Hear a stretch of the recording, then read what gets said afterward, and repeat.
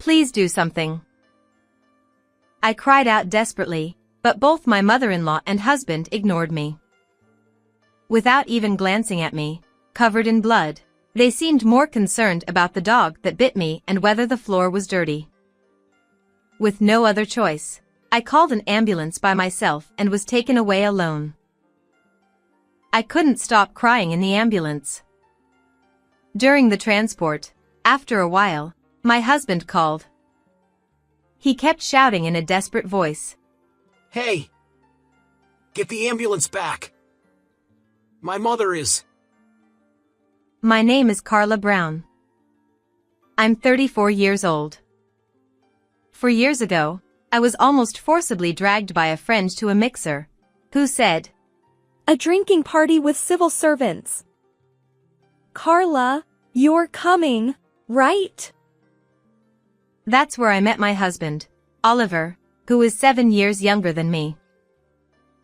My father is a judo instructor, and my mother is a physical education teacher. I grew up in a sports-oriented family with 3 older brothers who all have black belts in judo, so I ended up with a bit of a tomboyish personality. Oliver, on the other hand, was the complete opposite of me. When we first met, the buttons on his shirt were misaligned, one by one, and he stumbled over his words during the toast. He was a nice guy, not a bad person at all, but he seemed to try hard and yet couldn't quite get things right. I found this quality of Oliver endearing, and it triggered my maternal instincts. We went on several dates, and I was the one who suggested we start dating. Oliver always soothed my naturally irritable personality. Before I knew it, I started thinking I wanted to be with him forever. Then, on the first anniversary of our relationship, I proposed to him with a bold line, "I'll take care of you for the rest of your life. So let's get married." With tears in his eyes. Carla, that's supposed to be my line. Thank you for everything. Let's continue to take care of each other. And that's how we decided to get married. When Oliver first met my parents during our pre-wedding introduction, he was completely intimidated by my stern father and my 3 brothers. My mother said, "There's no need to be so scared, you know." To which Oliver replied with a loud, Yes! but his voice cracked, and the whole family burst into laughter. My father said, "He seems a bit unreliable, but it looks like he really put a lot of thought into the gifts he brought, and I can tell he really loves Carla, which makes me happy too." After finishing the greetings with my family, it was time to greet Oliver's family next. According to Oliver, his father passed away from cancer 5 years ago. Oliver's parents struggled with infertility, and after 8 years of marriage, they finally had Oliver. Normally, I'm not the type to get nervous, but on this particular day, I was extremely anxious. On the way to meet my mother-in-law, I was overwhelmed with worries. What if she doesn't like me? What if I can't greet her properly? What if she dislikes the age difference? Just then, Oliver, who is usually not very reassuring, said, Don't worry. My mom is kind, and I think you'll find it easy to talk to her. She's famous in the neighborhood as the always smiling lady. Really? That makes me feel a little better. And there's no way anyone could dislike you, Carla. His words lifted my spirits. We arrived at his family home and rang the doorbell. Nice to meet you. My name is Carla. Thank you so much for taking the time to meet with me today. His mother smiled warmly and said, Oh, you must be Carla. There's no need to be so formal. Come on in. She was dressed in a beautiful dress and had a refined, gentle demeanor. Regarding the age difference, which I was most concerned about. What are you talking about? Age doesn't matter at all. I'm so happy that someone like you will be Oliver's wife. Contrary to my fears, she didn't seem to care about the age difference at all. She responded to everything I said with great enthusiasm, and I had a wonderful time. The conversation shifted to a story about a poodle that my mother-in-law used to have. Look, isn't it adorable? I had this dog when I was still in elementary school. It was such a friendly and smart dog, but it passed away when it got old. As she reminisced, my husband chimed in. Mom, Carla is actually not fond of dogs. Beth exclaimed. Carla, you don't like dogs. Yes, actually. Despite my tomboyish nature, I'm really afraid of dogs. When I was a child, I was playing ball with my brothers in the park. The ball flew far away, and when I went alone to retrieve it, a stray dog bit my arm. I ended up bleeding a lot and had to get 4 stitches. Since then, it's been a traumatic experience for me, and I've grown fearful of dogs. Beth responded. Oh my, I didn't know that happened. I'm so sorry for talking about dogs when you're afraid of them. No. I'm sorry for making you worry. The poodle in the photo was really cute. Hearing my words, Beth smiled and said, Thank you. On the way home with my husband, your mother is really beautiful, kind, and a wonderful person. I know, right? My mom is always smiling and has such a gentle nature. That's so nice. She's a lovely mother. We continued talking about her with enthusiasm. Then, suddenly, my husband became serious. Actually, there's something I want to talk to you about. You know how we visited my family home today? Yes, it was such a big house. I was really surprised. Exactly. When my dad was still alive, he designed it with my mom in mind, ensuring that everything was convenient for her. The house even has 3 children's rooms, in case they had more kids. But since I'm an only child, they were never really used. Now, my mom is living there alone, and she finds it too big and lonely. So, I was thinking, what if we lived with her? I was taken aback by his unexpected proposal, my eyes widening in surprise. It's true, the house was really big, and with my mother-in-law being so meticulous, the house was impeccably maintained. Living in such a house would be a dream, but we're newlyweds, and it feels a bit too soon for that. After thinking for a moment, your mother is a wonderful person, and the house is so beautiful that it feels like too much for me. But we just got married, right? I'd like to enjoy our newlywed life, just the 2 of us, for a little while longer. I see. You're right. I understand. I'll let my mom know. Yes. I'm sorry. Please explain it to her gently.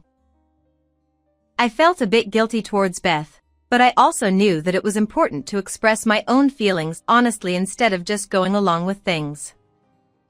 I was relieved that my husband seemed to understand and agree with me.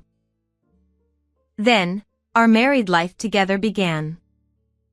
Oliver still had his clumsy moments, but he actively helped with household chores, and we were enjoying a happy and smooth life. However, recently, something has been bothering me a little. Oh, hello? Mom? Ah, got it. I'm coming over now. Your mom again. Yeah, the living room light bulb has burned out. I'll go over and replace it. And off he went to his parents' house. Lately, it's been like this all the time. Mom bought a new computer, but she's having trouble setting it up, so I'm heading over to help. Or, Mom seems to have bought too many groceries at the supermarket, so she asked me to come pick her up. I'm going to help her out. whether it was weekdays or weekends, the phone would ring, and Oliver would head back to his parents' house more and more frequently. I started feeling a bit sulky, thinking he could at least spend the weekends at home with me. But at the same time, I thought to myself, Oliver is just a kind and considerate person who cares deeply for his mother. A month had passed since we got married. Just like when we were dating, we had no major arguments or disputes, and our days were peaceful. Today is Beth's birthday. We brought the present and cake that my husband and I had chosen together in advance, and we headed to his parents' house. As soon as we entered the house, a dog suddenly jumped out. What? I widened my eyes in surprise. There hadn't been a dog here when we came for the wedding greeting. Being afraid of dogs, I instinctively hid behind my husband. Then, Beth came out from the living room. Oh, welcome. Huh? Mom, where did this dog come from? Well, I was feeling lonely living alone, so I recently started keeping a dog. Isn't it cute? It was a small dog, a Welsh Corgi. Haha. I see. Startled by the dog that had suddenly jumped out, I forced a smile despite my fear. Without noticing my discomfort. Come on, Carla, why don't you hold it? She brought the dog right up to me. I took a step back and said, I mentioned this when we came for the wedding greeting, but I was bitten by a dog when I was younger, and since then, I'm afraid of them. I politely declined to hold the dog. Oh, did you say that? I didn't know. She replied, feigning ignorance. But it's so cute. What a strange person you are. Her expression seemed to carry a slight smirk. For the first time, I wondered if Beth was being sarcastic towards me. Since then, whenever my husband would say, "Mom wants to see you," or "Let's go visit my mom," I want to see her too, but I'm really not good with dogs. And started to decline. I couldn't forget the smirk on Beth's face when she saw me uncomfortable that day. A month later, after finishing work as usual and coming home, I found my mother-in-law at the house. What? Why are you? She cheerfully greeted me. Oh, welcome home. As if nothing were out of the ordinary, she had let herself into the kitchen, opening the fridge and cooking. Why did you come over so suddenly? My dear Oliver said he wanted to eat my homemade stew, so I just had to come. She seemed so delighted by her son's request that she was humming to herself. Oh, I see. I tried my best to smile, but it was hard not to feel tense. Especially since her dog was in the living room.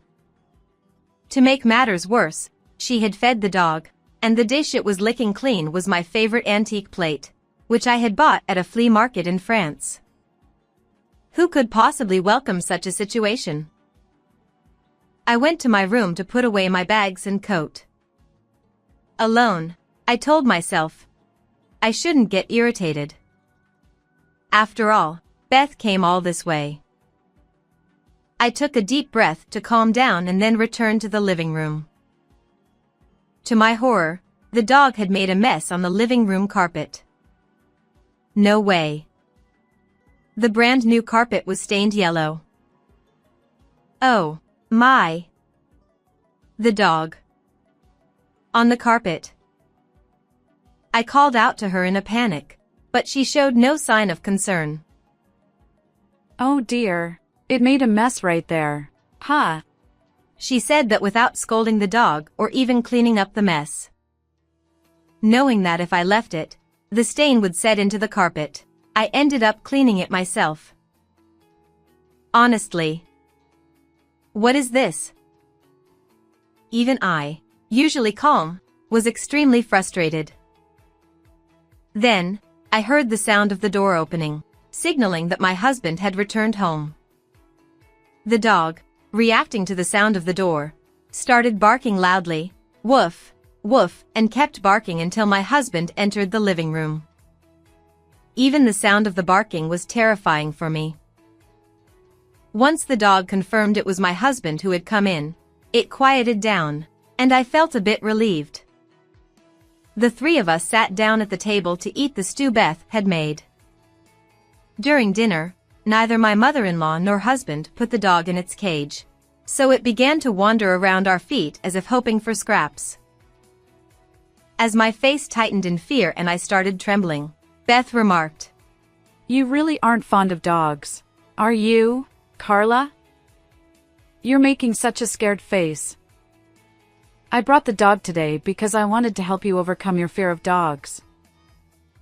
Bringing the dog here without asking, using my favorite plate, letting it soil the carpet, and having it bark at me, how could any of this help cure my fear of dogs? If anything, it made me hate them even more. In my mind, I was screaming, if you really care, just put the dog in a cage or somewhere away from me. But my husband seemed completely oblivious to my distress. Mom is so kind. She's really trying to help you, Carla. How is this being kind? She's just pretending to care while actually tormenting me. But you, Carla. This isn't okay. He started to lecture me. What? I'm the one at fault? Mom has gone out of her way to do all this for you, and yet you keep avoiding the dog, and you won't even visit my parents' house because of the dog. You're not putting in enough effort, Carla.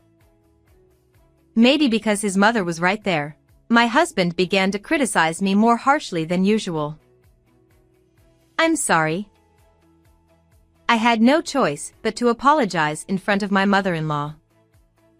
I bit my lip, holding back the frustration.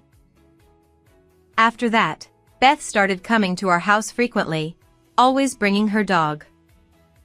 Each time, the dog would run around the house and make a mess, but Beth would turn a blind eye. She seemed to have no intention of disciplining it. I was feeling increasingly stressed by these visits.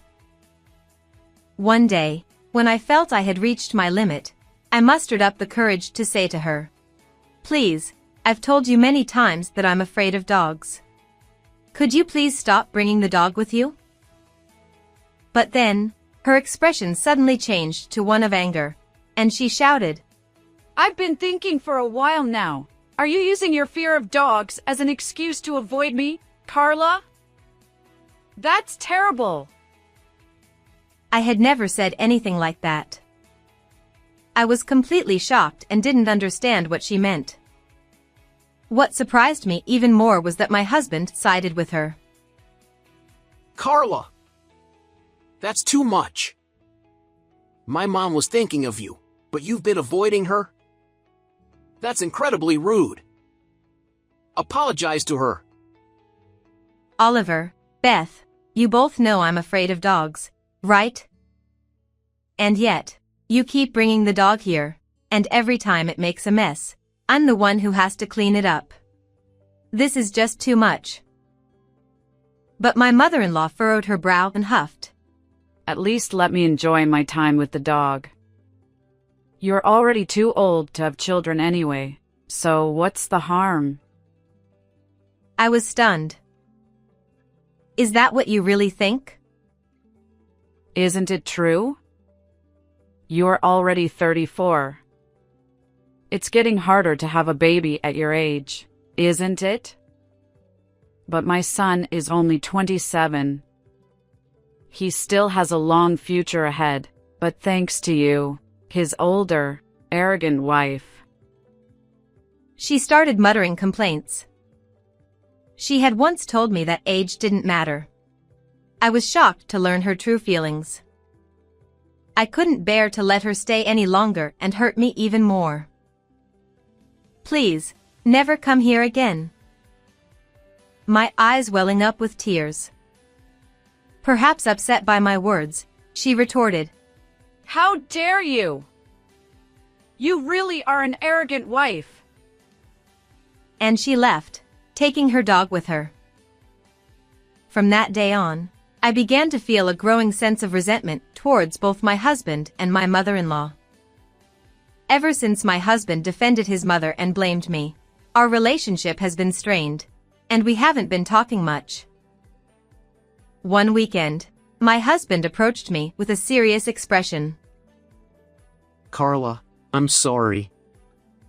I was wrong too.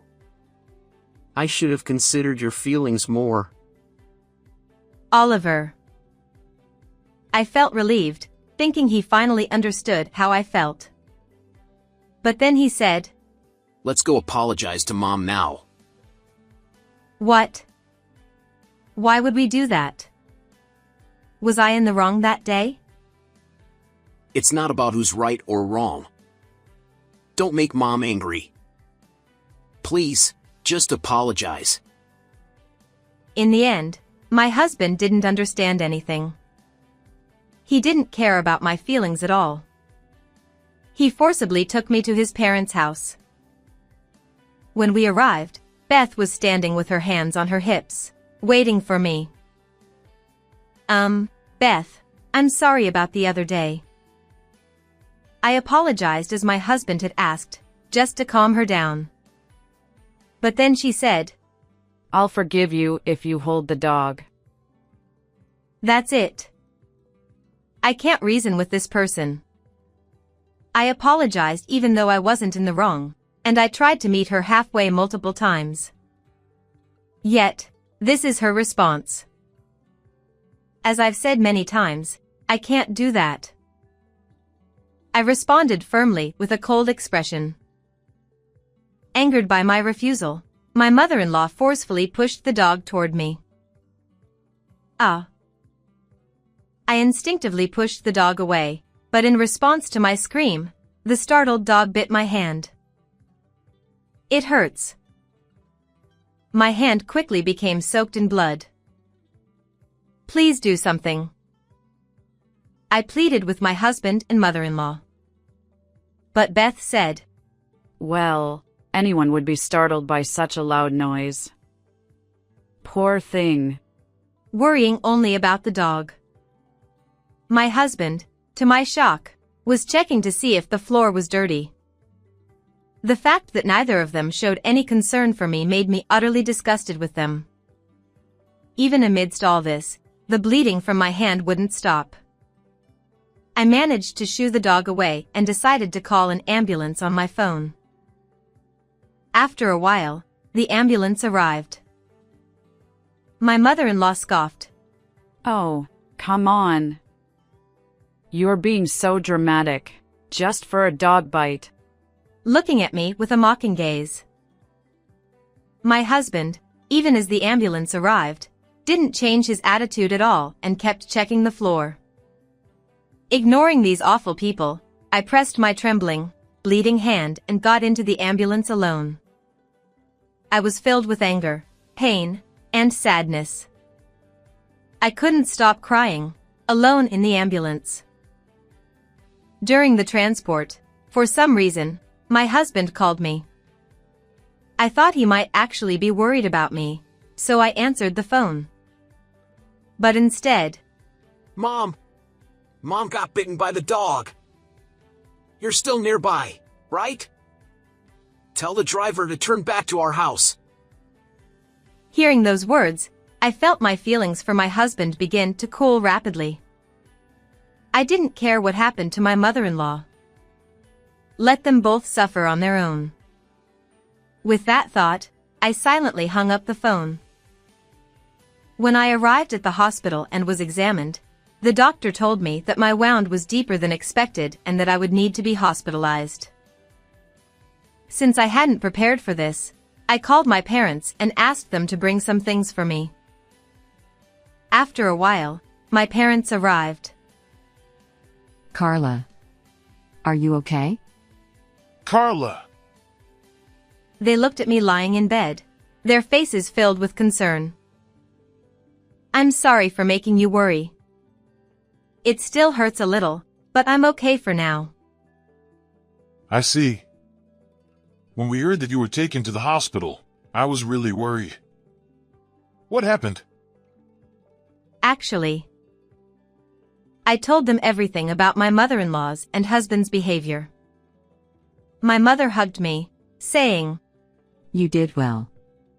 I had been feeling so alone lately, as if I had no one on my side, and just being able to talk to them made me feel more at ease. However, my father was furious after hearing my story. I will never forgive them. I thought he might explode with anger. He was absolutely livid. The next day, I received a call from my husband. Oliver was furious. What the hell is going on? The police suddenly showed up at our house, and now my mom is being questioned. I don't know. Maybe the hospital reported it?